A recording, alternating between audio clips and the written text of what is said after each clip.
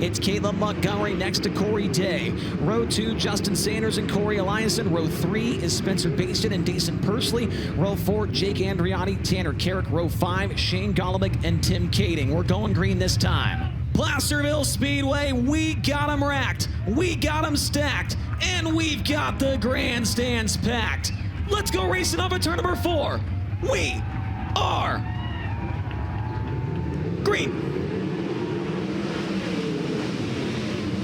49er Gold Rush Classic is underway, and Caleb Montgomery is going to jump out with the early race lead. Corey Eliason quickly around the outside of Justin Sanders, move him up to the 3rd spot at the completion of lap number 1. Corey Day runs in 2nd. Justin Sanders is 4th. Battle for 5th. Give it to Spencer Bayston off of turn number 2, fending off the challenge of Daison Pursley. Pursley runs in 6th. Behind him, it's Shane Golobic, Jake Andreotti, Tanner Carrick, and Tim Kaeding now moves into the top 10. Caleb Montgomery putting some distance between himself and Corey Day, but that won't last long as traffic will come into play in a hurry here on the quarter mile at Placerville. Car sideways, yellow. Cars involve Brad Sweet, Joe Myers Jr., Danny Sams.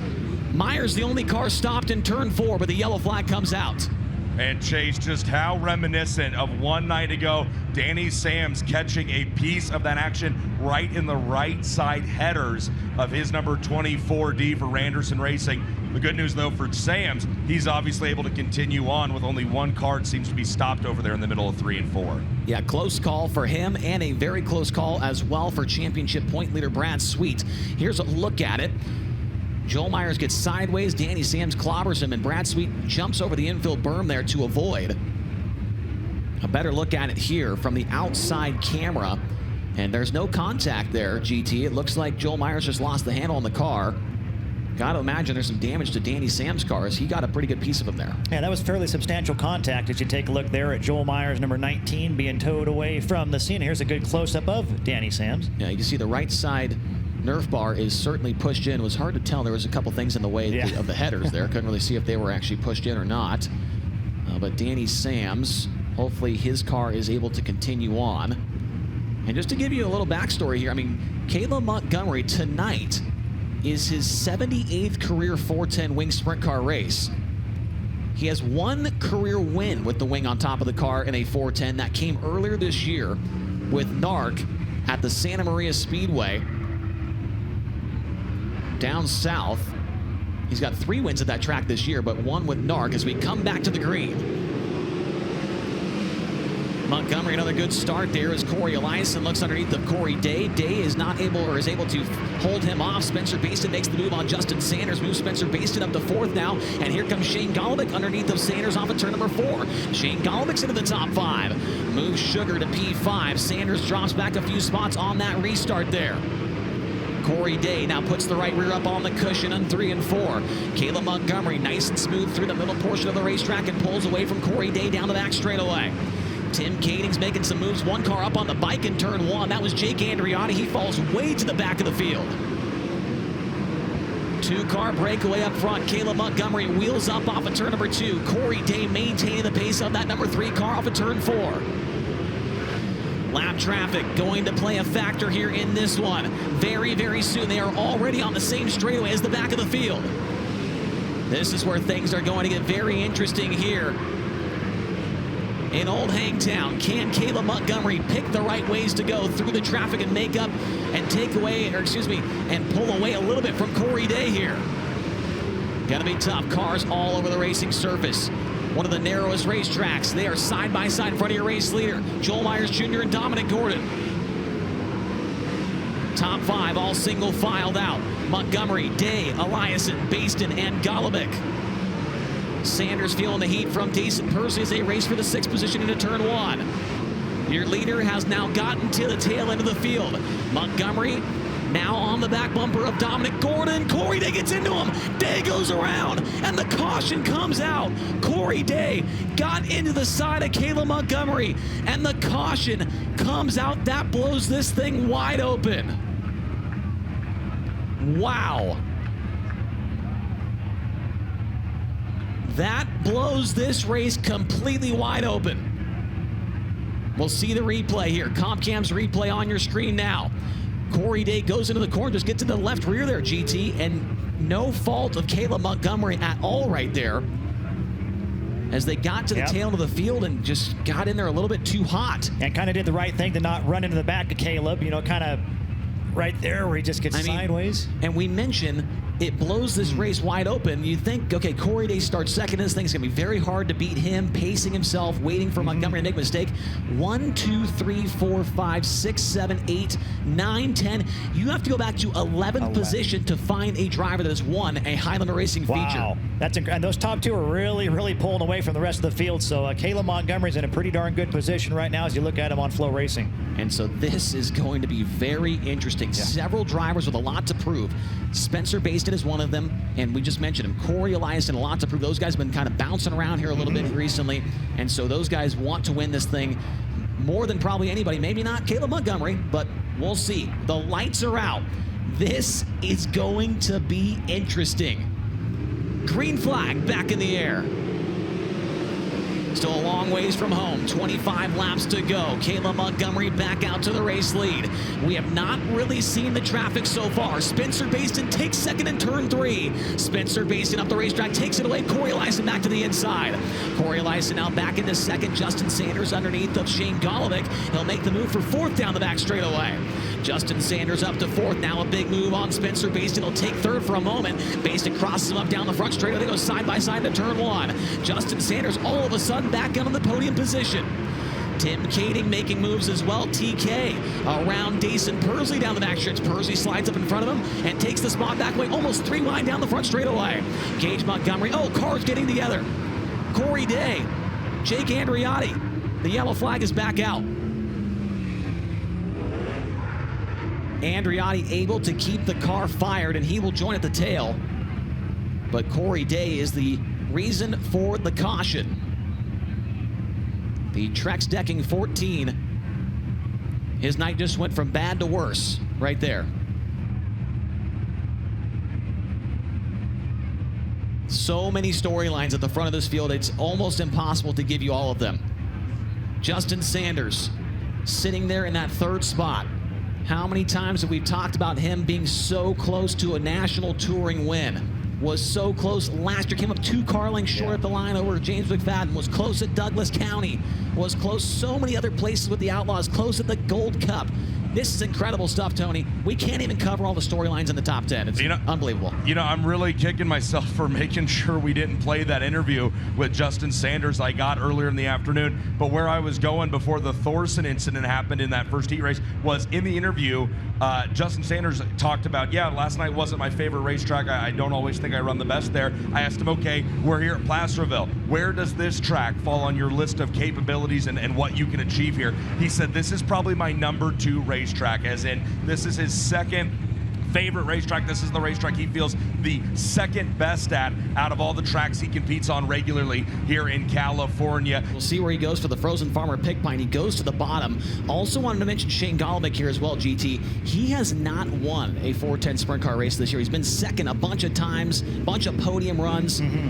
This would be a pretty good one to get your first win of the year out of the way, I'd say. I think I counted a few weeks ago, he's got like 18 or 19 podium finishes, so just amazingly consistent. And you talk about the storyline, so Kaleb Montgomery leading, has 1 wing sprint car win here. He did it that night subbing for Justin Sanders and the Dale Miller 4SA. Really? So good Justin knowledge Sanders there. They're in battle with him. I knew there was a reason we brought you up here. That's it. That's only for pretty that. good. That is pretty good. Kaleb Montgomery, 1 career 410 sprint car win, as we mentioned.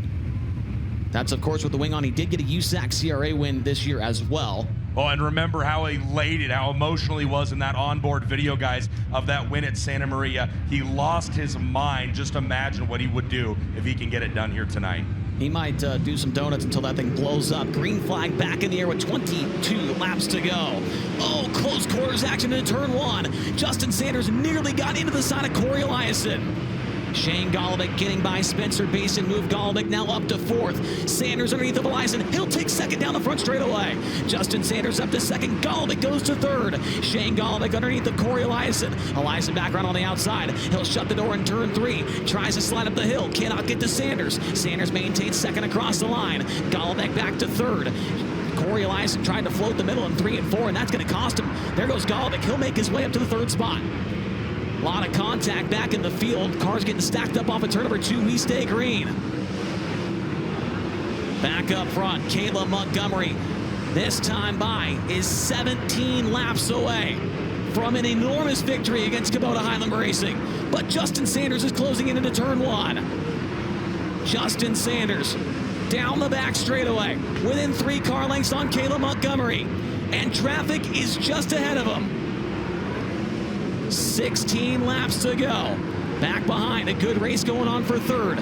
Shane Golobic still has it, but Spencer Bayston is there, as well as the 13 of Daison Pursley. You see Montgomery working a lane higher than Justin Sanders in turns 3 and 4.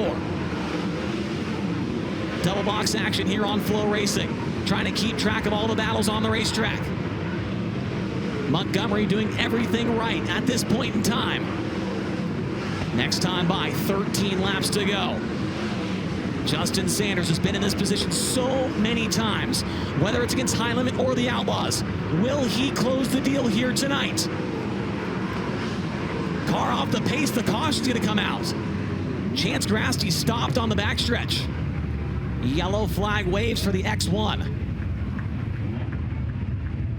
I mean, he's obviously able to hold off Sanders in clean air, but traffic is a whole other animal here at Placerville, as you mentioned. As soon as there's cars 2 by 2 in front of you, I mean, it's like you're coming to a complete stop just to try and get around the racetrack. So these yellows, in my opinion, are certainly helping him out a ton. And he's doing a tremendous job just kind of running his own race out front. You know, he's kind of running that line where he's not battling that big cushion or anything upstairs. But Justin Sanders on restarts here is always sneaky good. And Shane Golobic inside row 2, he's another one that can kind of make things happen on these late race restarts. And I want to mention, because he's the king of it, Tanner Thorson working on another hard charger effort from 21st to 10th now, and trying to look for his 12th straight top 10 finish with the series. No other driver even in the same zip code in that category. Here we go, coming back to green. Just over 10 laps to go. Kaleb Montgomery, Justin Sanders, both racing for a big win here tonight. As they roll back into turn 1, Sanders goes to the cushion in turn number 2. Kaleb Montgomery down low. Sanders a big run into turn number 3. Eliason trying to get involved as well. Eliason closing back in on Sanders down the front straightaway. Sanders on the back bumper of Kaleb Montgomery rolling into turn number 1. 3-car breakaway. Brad Sweet's now into the top 5. Brad Sweet makes his way by Shane Golobic and Daison Pursley. So the big cat making his way forward here in the latter stages of this race tonight at Placerville Speedway. Kaleb Montgomery is doing everything right here tonight. Can he do it for 10 more laps? Justin Sanders driving the wheels off that Fulkins Brothers trucking number 87. Rolls the bottom in turns number 1, make that 3 and 4. In his pursuit of Kaleb Montgomery. Montgomery left front up on the inside berm. Eliason is there as well. Here comes Spencer Bayston. Here comes Brad Sweet. The top 5 all appear to be getting closer together now. Justin Sanders right rear up next to the cushion in turns 1 and 2. This time by will be 7 laps to go for Kaleb Montgomery. Justin Sanders on the back bumper into turn 1. Justin Sanders to the top. Kaleb Montgomery down low. Sanders makes his ground up in 3 and 4 to the inside. New leader. Slider for the top spot. Justin Sanders takes it away. Montgomery back to the inside. He'll take the lead across the line. Kaleb Montgomery back to the race lead. Justin Sanders around the outside. Trying to do it once again. Now goes to the top. Montgomery protects. This time by 5 laps to go at Placerville. Red, red, red, red. Car upside down in turn 1. I'm not sure who that is. I think it potentially, we're hearing potentially it could be Danny Sams, but hard to tell from that angle. And that is Danny Sams the third, upside down in turn 1.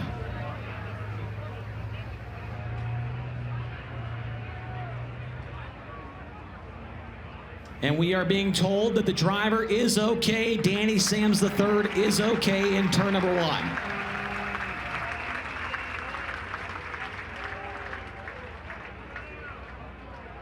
Danny Sams was running 15th at the time of that incident. We'll see if we can get a replay pulled up here on FloRacing. But the good news is Danny Sams III is okay and climbing out of that Moxie Sports Advisors number 24D car. Tony Laporta, we see you down there on the FloRacing drone with Danny Sams. Yeah, Danny Sam's getting out of this race car. We're going to give these guys lots of room. Let's get up here so they can move this race car for you. First of all, are you okay? Yeah, I just got to say, dang it. We were pretty good tonight and gave up again there on a start, but working our way pretty good forward and just caught the curb and tossed me over and I landed upside down. Not much I could do there, so. Yeah, completely my fault. We'll get it fixed, get ready for Chico. All right, we're glad you're okay. Thanks for talking. Thank you. All right, that's Danny Sams, guys. And Chase, it's just a heartbreaker. It feels like every night, maybe not every night, but every couple of nights this year, we talk about just the incredibly unfortunate kind of luck that Danny Sams III continues to have. If there's a racer and a team who are his family that come back more times again and again and again after getting kicked down, I don't know their name. Danny Sams III and his team are going to rebuild another race car and get ready for the Gold Cup Race of Champions. Tough way to end their night out here. Hey, and guys, I don't know what you can see, but Scott Russell just came up and pointed it out to me. Looks like a flat left rear on last night's winner in Tulare, Corey Day. You know he's got to feel that as they come around here to see one to go. What can Day do as that left rear is, yeah, I mean, it is completely down as they're getting ready to restart this time by. Well, we'll see if that draws a caution potentially here with just a couple of laps to go. We'll keep an eye on Payday back there. He's the fourth to last car in line. Kaleb Montgomery, Justin Sanders, Corey Eliason. The green flag is back out at the 49er Gold Rush Classic. Montgomery nice and smooth around the bottom. Justin Sanders lets it all hang out on the top side of the racetrack in turns 1 and 2. Down the back straightaway and into turns 3 and 4. This time by 5 laps to go. Sanders with a big run down the front straightaway. Once again, he'll go to the outside as Montgomery goes down low to protect. He still has the race lead. Thought Sanders might make a move right there, but Montgomery goes to the middle. Sanders on his back bumper. They get very close down the front straightaway. Here's a move for the lead. Sanders over the inside berm. That's going to allow Montgomery to pull away down the back stretch. Justin Sanders, a rare mistake here at Placerville, got over the infield berm, and that allowed Kaleb Montgomery to put some distance between himself and the 87 car. But Sanders now reels him back in extremely quickly. Brad Sweet is now up to 4th. He gets by Spencer Bayston. This time by 2 laps to go for Kaleb Montgomery. Sanders to the inside for the race lead. Side by side up at turn number 2. Kaleb Montgomery is able to hold him off. 1 more lap to go at Placerville. Montgomery's a little bit loose off the corner. Sanders to the outside takes the lead at the flag stand. Justin Sanders to the race lead. Down the back straightaway for the final time. And the first time in his career, it finally happens. He wins a national touring sprint car race. Justin Sanders gets it done tonight at Placerville. Kaleb Montgomery 2nd, Corey Eliason 3rd, Brad Sweet 4th, and Spencer Bayston rounds out the top 5. It's about time. Justin Sanders finally gets the job done.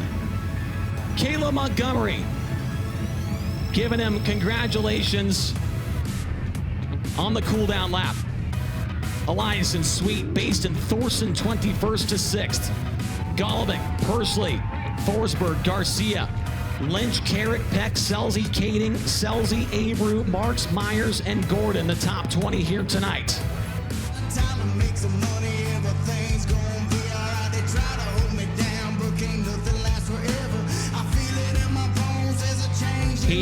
Here he comes, race fans. He's not wasting any time. For the first time in his career, Justin Sanders.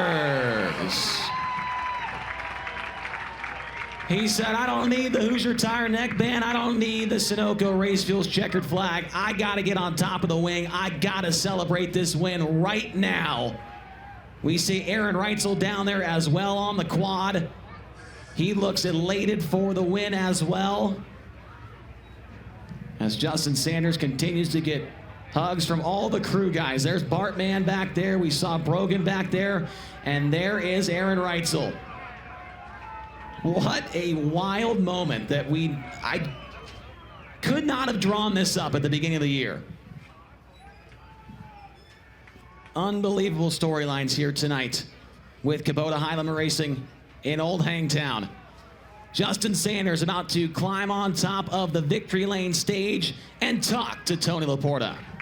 Ladies and gentlemen, for the first time in his career, Justin Sanders is a nationally touring 410 Sprint Car Series winner. What'd you think of that one? You know, I was battling my good buddy Kaleb Montgomery. You know, we've been friends for a while now, and I've helped him out with a lot with his car. And when he was driving away from me off of 2, for a while, I'm like, man, I shouldn't have been helping this guy with his car at all, because he was better than me until I kind of started running the top. And then, honestly, at the end, I think with 3 to go, I really got in the infield. You know, racing for the win. I mean, I would have done the same thing. You gotta cut the gap, but I really caught the infield really bad, and something felt weird with the steering for a lap. But just basically just gassed it up and said, hey, I gotta go and gotta run hard. And I don't really know what to say. Those last couple of laps were a little bit of a whirlwind, but I was driving the race car as hard as I could.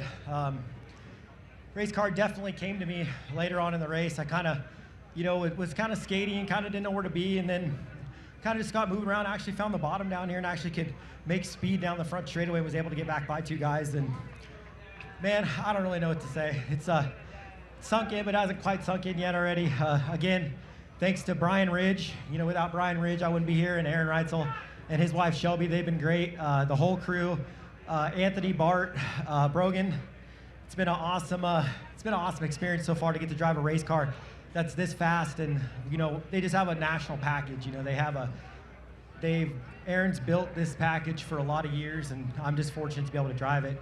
Again, like I said, Brian Ridge, Falcons Brothers Trucking, Power Plus. It's a lot of Power Plus here. People here tonight. I bet you there's a lot of people that haven't even seen a sprint car race. So glad to put the Power Plus car in victory lane for them. Again, Falcons Brothers Trucking, Rasmussen Truck Center, Commercial Edge, STC, Don Long. It's not my car, so I'm trying to remember the sponsors. Bryant Paver,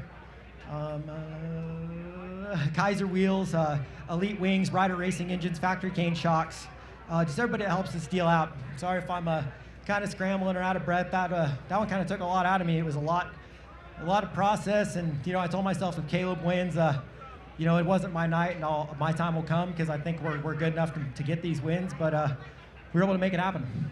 It's understandable that you're out of breath as hard as you drove that Power Plus Ridge & Sons Racing number 87, doing exactly the job that Aaron Reitzel enlisted you to do, which is keep that car and that team in a championship fight. You stood on this podium 1 year ago with Kubota High Limit Racing, albeit it was second. You came into this night with a little bit of drama boiling after a dust-up with Corey Day in Tulare 1 year ago. Yeah, gotta jog the memory there. What's changed in your life? What is different about you as a driver in the 1 year since we last saw you on the podium here with High Limit? Honestly, Tony, that's actually a great question. That's a good question you came up with.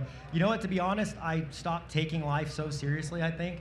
You know, I come out here, I'm gonna do the best I can, but you know what, after the night, it's over with. And I think for a long time, I just let this racing eat my world up. You know, if I do bad, I just really dwell on it.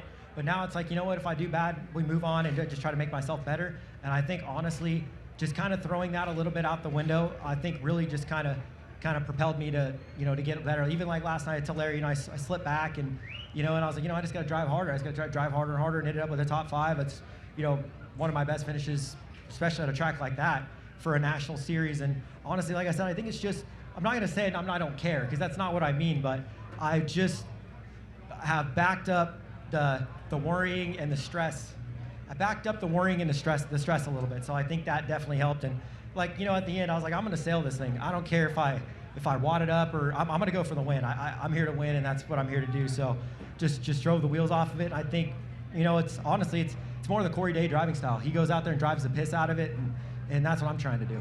Well, you sound like a man and a driver who's put things into perspective in the last 12 months. One last question for you. Aaron Reitzel, that's his race car. He's getting on an airplane tomorrow morning to head back to Knoxville, Iowa to get x-rays. Depending on what that doctor says will determine whether he drives that race car or not next week at California's crown jewel, the Gold Cup Race of Champions.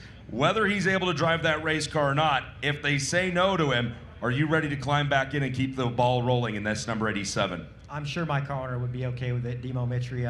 We've had a lot of success at Chico this year. I think we won 4 races in a row, so that's probably going to be a little hard for him. But you know, I think he understands what these guys are trying to accomplish, and what you know, what this charter stuff means to them, and you know, what this national level means. And he knows I'll always be back at him for, you know, back in his home, back in his race car. That's my home. So just yeah, I think that's probably what we'll do. If not, we'll just honestly, this is his car, and he makes this thing go around better than I do. But honestly, again, I know that was that question, but I got to thank Aaron again. He's been great. I mean, struggled a little bit at 410 Nationals, and he's just with me the whole time, working with me. We're both working on getting the engines tuned good and get the car good, and it's just nice to bounce off stuff with another driver. Another driver that's so in tune to his race car. I feel like I'm probably not as in tune as him, but I work on my own stuff, set up my own stuff. So I think it just gelled really good, just both of us together so far. We're going to bring in the Chasm Safety Technologies win box, the Sunoco checkered flag, the trophy for the 49er Gold Rush Classics in front of you. Justin Sanders, you're a winner with Kubota High Limit Racing. Jace Rodman, back up to you. Yeah, we got some contingency awards to get to here, Tony. We've got our Race Redeem Foundation Rookie of the Race. That's going to go to Daison Pursley tonight. He ran 8th in the feature event. Also, the Jake's Golf Cart's fastest lap, that went to Corey Day on lap number 6. He ran an 11.643 second lap time. And the hard charger in this one, no surprise, Tanner Thorson, 21st to 6th, plus 15 for him. Those are your contingency award winners here tonight. He wasn't a winner tonight. He just came up about a quarter mile short. Kaleb Montgomery, you're a better man than me. You've got a much bigger smile on your face than I or a lot of other people here tonight would have after going through what you went through. Tell me about that battle with Justin Sanders. It's awesome. I mean, Justin's the best in the business to do it here at Placerville, and it's about time that guy got one of these. He's been doing it for long enough, but all jokes aside, Justin, I wouldn't be in this position if it weren't for Justin. A couple summers ago, or off seasons ago, Justin, I went over to his house, I helped him build some race cars, and I just paid attention, and he took the time to bring me under his wing and really showed me a lot about these race cars that I didn't really understand, and really taught me how to go over things with a fine-tooth comb, like bleeding brakes. I would have never thought somebody could be so crucial about bleeding brakes, but he taught me so much, and at the end of the day, there's no guy I'd really rather run second to, and just to throw hands with him at a high limit race for both of our first national wins. I knew on that last restart it was going to be that we were going to fight for it. I knew he wasn't going to give me an inch, and I wasn't going to give him an inch, and we both gave each other maybe a centimeter coming off of 2 after he slid me, and I tried to absolutely bomb it in on the top on the last lap, and same thing. But I mean, I led all those laps at high limit. I never led a race before this with high limit, and I mean, there's nothing to hang my hat on. I got great people behind me, and this wouldn't be possible without Kevin either with Modi coaching. So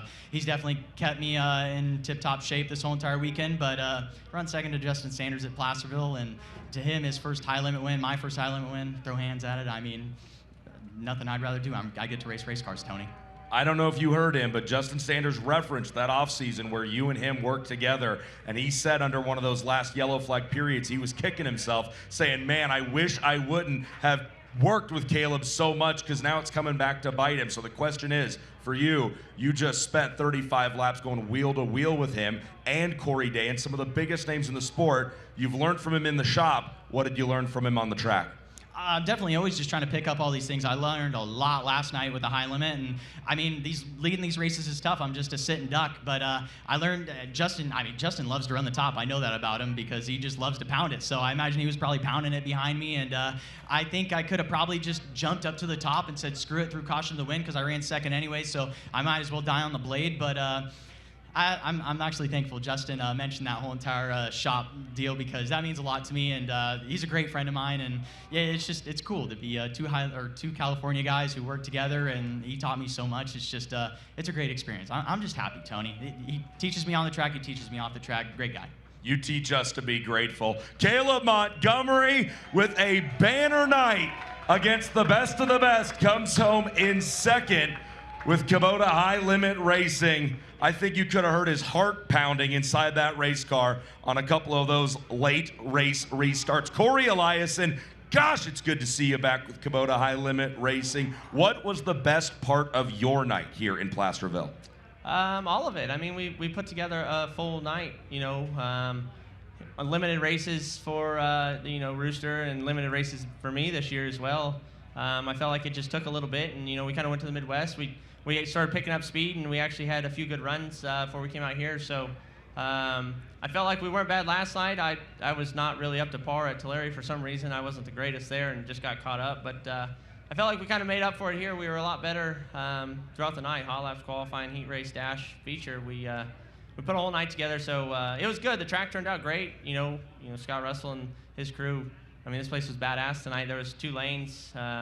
You could kind of race and move, and it was just whoever could kind of get through the grip patch is the best. Great job tonight. Good to see you back here. Can't wait to see you in Chico. Yep, thank you. That's Corey Eliason doing a great job aboard the number 45 to stand on the podium amongst some absolute, I used the term in the pre-feature hit, Chase and Gary, there are just dogs in this field with Kubota High Limit Racing, and we saw 2 of them battle it out. Throwing hands, I think, is how Kaleb Montgomery described it, and I couldn't agree with that description anymore. Placerville, California, love coming out here. This place always puts on really fun, really entertaining shows, and tonight was no exception. Kubota High Limit Racing and these drivers out here on the West Coast are absolutely hitting their stride. This is the kind of sprint car racing you can take home and show your family.